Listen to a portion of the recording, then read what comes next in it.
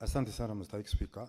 Nataka kuwakaribisha wanafunzi wa kutoka muungano wa chuo kikuu, na nitaongea kwa Kiswahili kwa sababu pia unajua mimi ni mkereketo wa Kiswahili. Na niseme kwamba katika hii nyumba ya Seneti tunafanya mambo mengi na hakuna jambo ambalo linamzuia nyinyi kuwa hapa wakati wenu utakapofika. Kwa hivyo masomo ni mazuri na mtasikia leo, nadhani itakuwa ya manufaa kwa watu wote wa Kenya. Asante sana Mr. Speaker.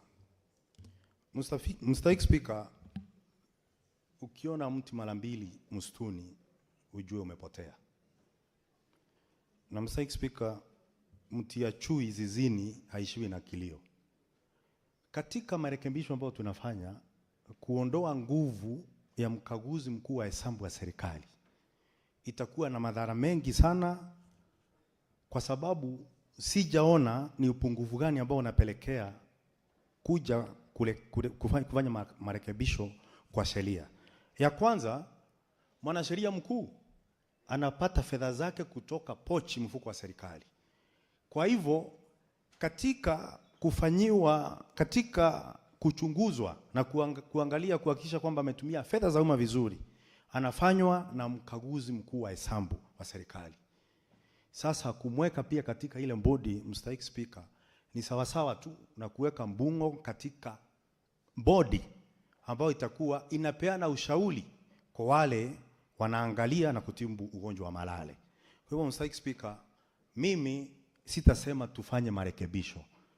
Ningesema ya kwamba yule mkaguzi mkuu wa hesabu Nancy Gathungu amefanya kazi nzuri sana, na kwa sababu hatujaona upungufu, kwa nini tutunge hii sheria ya kuja kuweka vikwazo venye mhasibu mkuu anafanya kazi?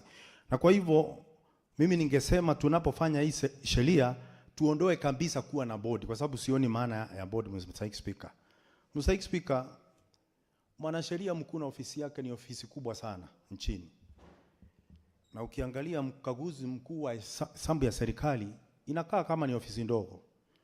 Mr. Speaker, unajua chuma cha Suezi haiwezi kushindana na sukuo. Kwa hivyo ukiweka mwanasheria mkuu kukaa ofisi moja na mkaguzi mkuu wa hesabu, kwa sababu mwanasheria mkuu anatakuwa ndio anakaa kwa ile bonda ambayo inapeana ushauri, na shindwa itakuwa ni vipi wakati atapatikana kwamba ametumia vibaya fedha za umma, na ndio mshauri mkuu ambaye anafaa kupeana ushauri katika kupatia mkaguzi mkuu wa hesabu ushauri. Itakuwa tu ni njia moja kwamba kabla sija kupatia ushauri, ondoa jina langu katika ratiba na majedwali ya wale wamefunja pesa za umma. Kwa hivyo Mr. Speaker, mimi hiyo pia napinga. Na nikimalizia Mr. Speaker, lazima kama nchi tuache hii tabia ya kuweka bodi kwa kila kitu. Farasi ya kifa tunaleta bodi moja ichunguze kama anaweza fufuka. Bodi ya pili ione kama farasi anaweza zikwa. Hizi bodi nyingi ambazo zinatengenezwa kupitia sheria zinanyonya fedha kidogo ambayo nchi iko nayo. Na kwa hivyo kama tuko na mama moja ama wawili kama tulie naye katika kama Nancy, kwa nini tusiache afanye kazi yake bila kuingiliwa na kuwekewa mabodi mingi ambayo haina maana? Na hizi bodi Mr. Speaker, ukiangalia sana mwishowe zinakuwa hizi bond ni za kupatia, zinazawadiwa wale watu ambao wameanguka na wameshindwa na kufanya siasa. Kwa hivyo mimi nikiulizwa Mr. Speaker, ningesema zile bodi zifutiliwe mbali. Hata ningeulizwa ni nafasi kwingine nikuje na order ya taasisi na bodi zingine ambazo zinafaa kuvunjwa. Ukiangalia zile bodi tuko nazo Mr. Speaker ni nyingi sana. Zingine unasikia mwenyekiti wa bodi kwa matanga na mashishi unakutana ni wengi kushinda wale wanaomboleza. Hawa watu ndio wanaenda hata kwenda kufunja pesa zetu zaidi. Na ndio nasema hizi bodi ni sawa, ni sawia na wale watengeneza jeneza ambao wanaenda kulia sana matangani na wanakuanga biashara za kuuza jeneza. Asante sana Mr. Speaker. Thank you Senator Murango. Senator Onyonga Richard. Ndugu Speaker, hata mimi ningependa kutoa heshima zangu kwa ndugu zangu ambao wamezungumza kwa lugha ya taifa, ambayo kila wakati, ndugu Spika, ingekuwa vizuri pengine siku zingine tupate nafsi kuzungumza kwa hili jumba ili tuzungumzie haya maneno. Jambo la kwanza, ningependa kuunga ndugu zangu ambao wametoa ubishi kwa hii sheria ambao inataka kubadilishwa. Mimi kama mmoja wao wa kamati ya hela na fedha nchi yetu, Finance Committee, tulimuita Mama Nancy tukamuuliza, fikira zako wewe kama kiongozi ambaye anakagua matumizi ya fedha za kiserikali na vile tunaendesha nchi yetu, unaonaje kama tungetafuta kamati ambayo ingekuja iketi, ili ukishatoa audit report yako ndio watakuwa wanakupa mawaidha kukuambia huwezi kulifanya hivi na huwezi kulifanya hivi. Kwa hivyo ningependa ndugu Spika kusema, kwanza, ukienda kipengee 12 cha pili, nasema kuwa lazima Auditor General atafute mawaidha kutoka kwa Audit Advisory Board.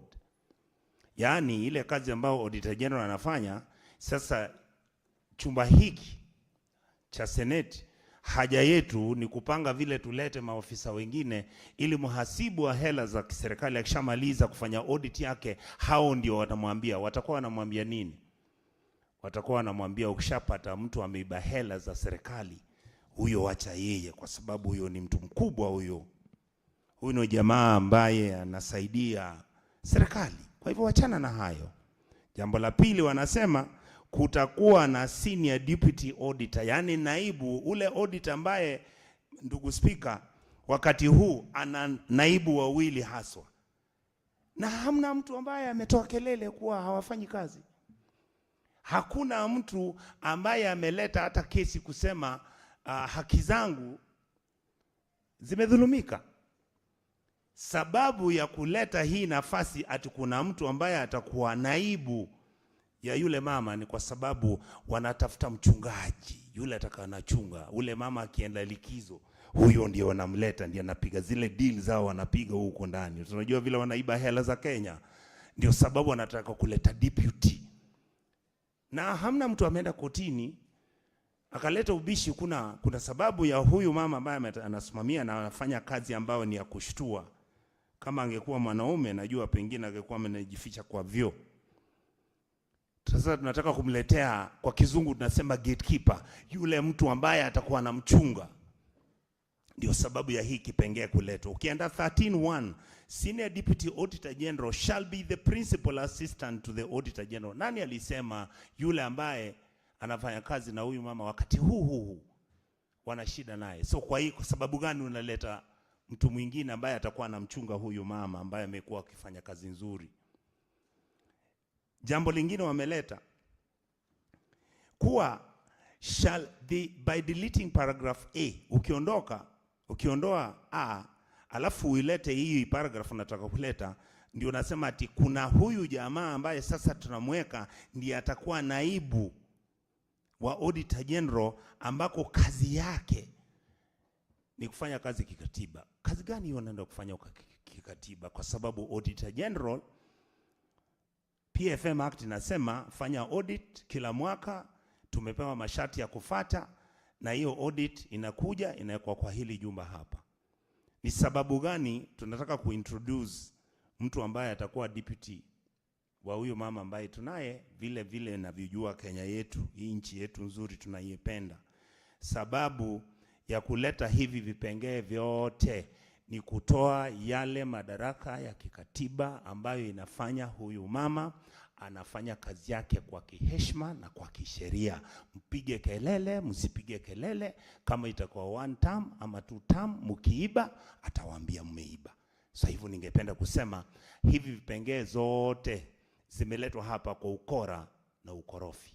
Tuachilie huyo mama aendelee kufanya kazi yake, kwa sababu sheria imehudumu na hii sheria yetu ndio tunajaribu kupigania. Asante ndugu Speaker. Senator Onyonga, thank you for your contribution. I am not seeing Senator Kajwang in the House. He ought to be the next, and now in the absence of Senator Kajwang, as well as the mover of this motion, the leader of majority, I will defer reply on this motion to the next sitting. So reply by the mover is hereby deferred to the next sitting of the House. And with that, I call upon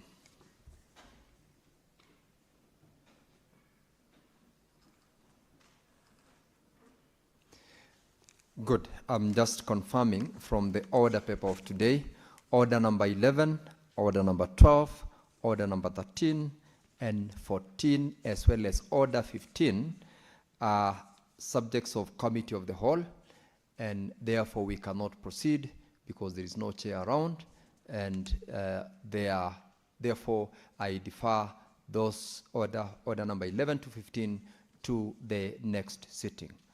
Order number 16 is also deferred because the chair of JLAC is now, he was truly chairing the Senate. He ought to have been the one moving that motion.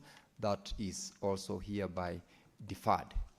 Order number 17, order 18, order 19, 20, 21, 22, 23, 24, 25, and order number 26 are equally deferred because the movers are not present in the chamber.